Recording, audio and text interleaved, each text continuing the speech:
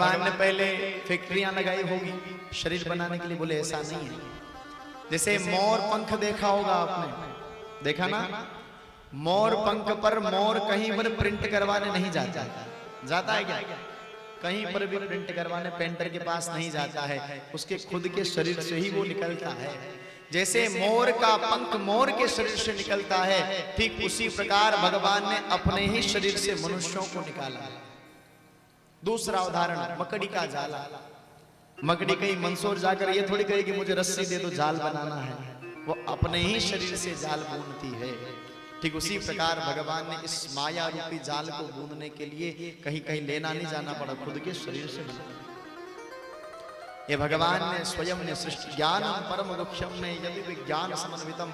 चतुश्लोकी भागवत में भी भगवान कहते हैं अहमेवा समेवाग्रे नान यत् सद सत्परम पश्चात हम यदे तच्च योग शिष्येव सोऽस्म्यहम्। ब्रह्मा जी से भगवान ने चतुश्लोकी भागवत में भी कहा था कि मैं प्रत्येक जीव के अंदर विद्यमान रहता हूँ।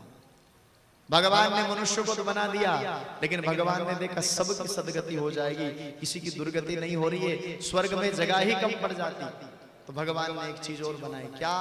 बोले माया। भगवान अगर माया नहीं बनाता तो हम पागल नहीं होते, और पागल नहीं होते तो नरक में नहीं जाते। इसलिए भगवान ने हमें पागल करने के लिए इस माया को बनाया। भगवान खुद कह रहे हैं हितेर्नो यत् प्रतीयेत न प्रतीयेत चात्मनि तद्विज्ञानात्मनो माया यथा भासो यथा तमः। भगवान ने माया को क्यों बनाया? भगवान ने माया को इसलिए बनाया कि ऋतेर्धम यत् प्रतीयेत। यहाँ पर सुखदेव जी से परीक्षित जी प्रश्न करें कि माया क्या है? माया वही है जो दिखती है। ये जो दिख रहा है ना, ये सब माया है। तो माधव कौन है? बोले जो नहीं दिखता है वही माधव है। भगवान दिखता है क्या? अच्छा, किस किस ने भगवान देखे? देखे हाथ खड़े करो।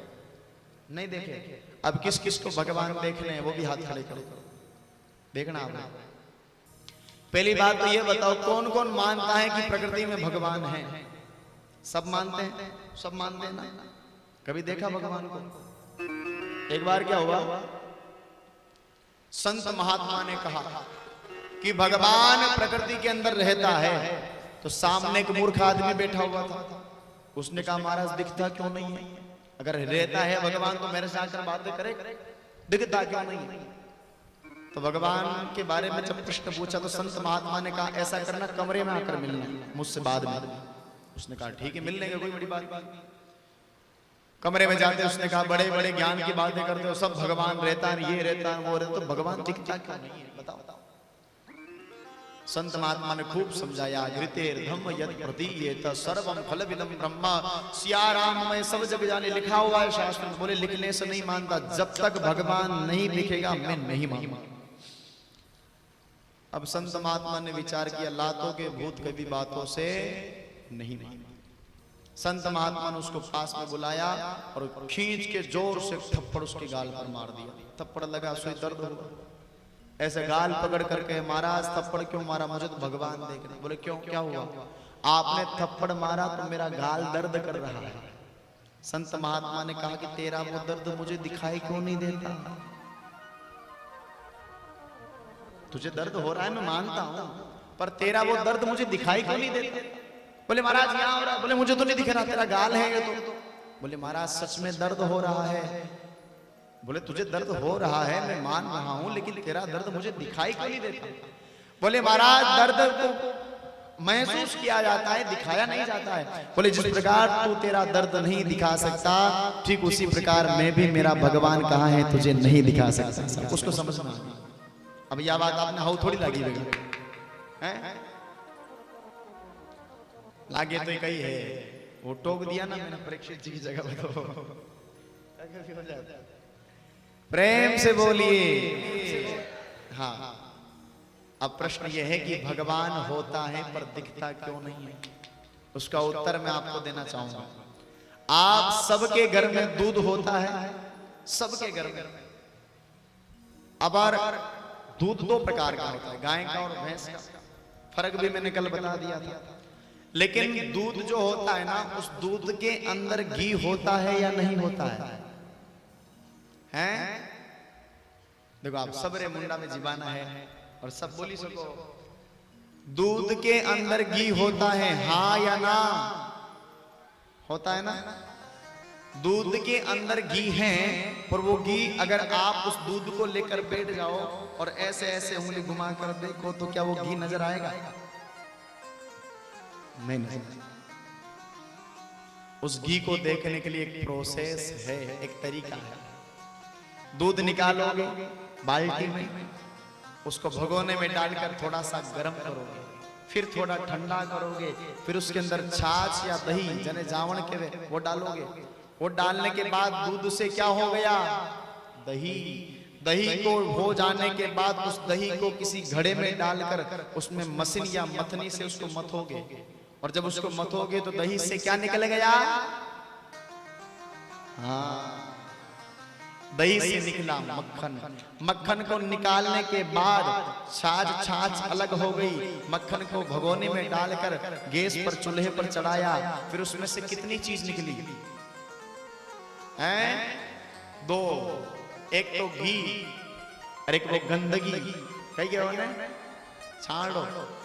हाँ, दूध में से घी निकालने का जो तरीका है ना साहब, दूध में से घी को देखने का जो तरीका है, वही तरीका इस संसार में भगवान को देखने का भी है। इसी चीज को अपने आप के ऊपर अप्लाई करो। ये जो मन है ना, मन ये बिल्कुल दूध की तरह निर्मल है। किसकी तरह? दूध की तरह। दूध तो निकाल लिया, मन मिल गया। अब मन मिलने के बाद आप क्या करोगे? दूध को क्या करते हैं हम लोग? गर्म करते हैं। तो मन को भी थोड़ा गर्म करो। अब मन को गर्म करने का मतलब ये नहीं है कि गैस चूल्हा चालू करके वहां ऐसे करके जाकर मन गर्म करने लग जाओ। मन को गर्म करने का मतलब है भगवान की कथाओं को सुनो, और भगवान की कथाओं को सुनोगे तो मन गर्म होगा। किसके प्रति? भगवान के प्रति। मन जैसे ही गर्म हुआ, क्या करो? तुरंत उसमें क्या डालना है? ठंडा करके फिर क्या डालना है उसमें? छाछ, दही, कुछ भी। वो क्या है? वो है गुरु मंत्र। जब आपका मन हो जाएगी अब योग्य गुरु बना लेना चाहिए, तो फिर आप भी किसी से कान में गुरु मंत्र लीजिए। कितना सा? थोड़ा सा मंत्र होता है। जावन थोड़ा सुना कहां पाता। मंत्र लेने के बाद में फिर क्या करना? जावन डल गया, फिर उसको क्या किया हमने? ऐसे ऐसे मथा दही बनाने के लिए। दही बनने से बाद में तो जैसे ही वो गुरु मंत्र आया, मन रूपी जो दूध है वो दही के रूप में परिणित हो गया। फिर उस दही को मथना है। दही को मथने का मतलब जो गुरु मंत्र मिला है उसको बार बार माला घुमाओ। बार बार माला घुमाओगे तो एक समय ऐसा आएगा कि दही से क्या निकल जाएगा? मक्खन। और मक्खन निकलने के बाद उसको गर्म करो। गर्म करने का मतलब इस संसार रूपी व्यक्तियों से अलग होकर एकांत में बैठकर भगवान का भजन करो। धीरे धीरे भगवान का भजन करोगे तो आपकी आत्मा रूपी जो श्रेष्ठ चीज घी है वो भगवान के चरणों में चली जाएगी, और गंदगी रूपी जो छांड है वो संसार में रह जाएगा। आपको यहां से नहीं जाना। प्रेम से बोलिए, बस यही रूप है भगवान को देखने का। भगवान इसी प्रकार से आपको दिखेंगे। भगवान का दर्शन भाव से होता है। बहुत सारे कहते हैं कि भगवान किसको मिलता है? रामचरितमानस कहता है, मोहे कपट छल छिद्र न भावा, मोहे कपट छल छिद्र न भावा, मोहे कपट छल छिद्र न भावा,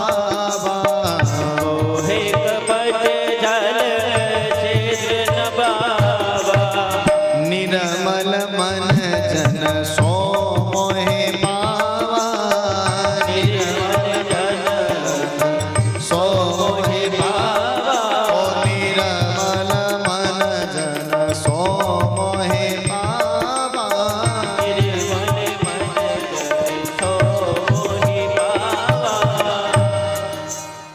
भगवान कहते हैं रामचरितमानस में कि मुझे तो निर्मल मन वाला चाहिए, इसलिए मन में गंदगी मत रखो, भगवान अवश्य मिलेगा। भगवान तो मिले हैं साहब, बहुत सारे लोग कहते पढ़े लिखे को मिलेगा, अरे भाई वो जो हाथी है ना गजेंद्र मोक्ष वाला, वो कहाँ पढ़ने गया था। बहुत सारे कहते हैं कि विद्वान को मिलेगा, तो गजेंद्र मोक्ष तो विद्वान नहीं था। बहुत सारे कहते हैं बलवान को मिलेगा, तो उग्रसेन को भी भगवान मिले। उग्रसेन तो इतने निर्बल थे कि खुद के बेटे ने ही जेल में डाल दिया था, कंस। बहुत सारे कहते धनवान को मिलते, तो सुदामा तो निर्धन थे फिर भी भगवान मिले। इसलिए भगवान सबको मिलते हैं।